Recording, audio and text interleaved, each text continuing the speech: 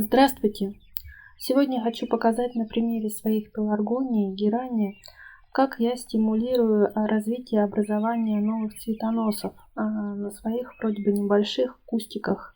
Это у меня подрощенные черенки, которые я пересадила на постоянное место. И обратите внимание, как активно они цветут. Я хочу поделиться с вами одним большим таким секретом, может даже не секрет для кого-то, как я их поливаю, чем я их поливаю, чтобы вот они сейчас активно так цвели. Это вот Fisher Apple Blossom, имеет такие большие розочки, и она вот буквально, это уже третье ее соцветие, видно, что одно срезано. Это у меня стоят на окне на северном под лампами, это Pink Swanland Australian, а это Advertisement. Наконец-то набрал бутоны. Это Herma у меня сейчас цветет. Все это цветение благодаря всему одному удобрению. Это удобрение может добавить каждый из вас. И ваши цветы активно будут цвести даже зимой. Берем литровую баночку, наливаем отстойной воды. Обязательно отстойную воду всегда используйте, потому что вода хлорированная, а хлорка очень плохо сказывается на цветах. Листья портятся от хлорки.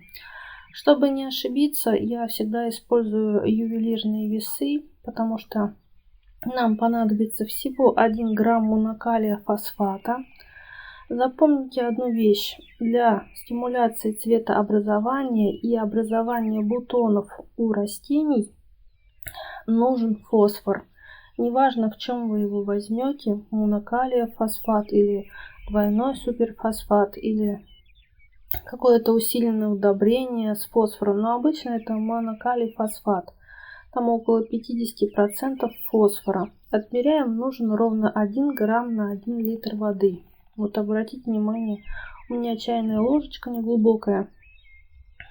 И тут получилось примерно половина чайной ложечки. То есть 1 грамм это половина чайной ложечки. Даже если не 1 грамм, а будет чуть больше, это потому что можно и 2 грамма для взрослых растений на 1 литр воды добавлять.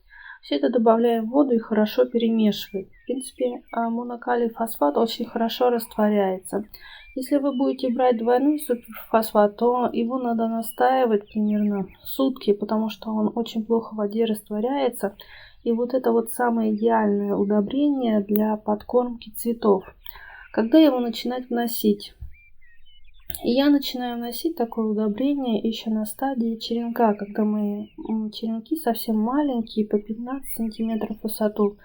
Потому что закладка бутонов, она идет еще с маленького такого возраста. Поэтому необходимо делать это как можно раньше. Пока черенки маленькие, можно вносить 1 грамм на литр воды. А когда растение большое, можно уже добавлять 2 грамма на литр воды. Поливать лучше такое растение раз в неделю, особенно цветущие, и которые не цветут раз в 2 недели. Обязательно. Обратите внимание, это уже третье цветение этих цветов, и они до сих пор набирают массу и цветут. Конечно, это заслуга еще фитоламп зимой, потому что они именно вот не вытягиваются растения и вот так вот активно цветут, и даже розочки, которые должны быть белыми, они становятся красными.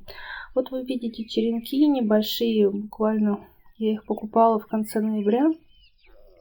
У меня нет обзора на это видео, но тем не менее, смотрите, они все набрали цветоносы, то есть это благодаря удобрению, которое стимулирует образование цветов. Хочет это растение, не хочет цвести, но фосфор прям запускает образование новых цветоносов. Видите, тут даже 2, лезет еще 1. И когда растение еще вот маленькое, для меня не как лошадь 80 сантиметров цветет, а начинает цвести именно с такого маленького состояния, это очень хорошо. Если вам понравилось видео, поставьте лайки, подписывайтесь на мой канал. Всегда с вами Елена.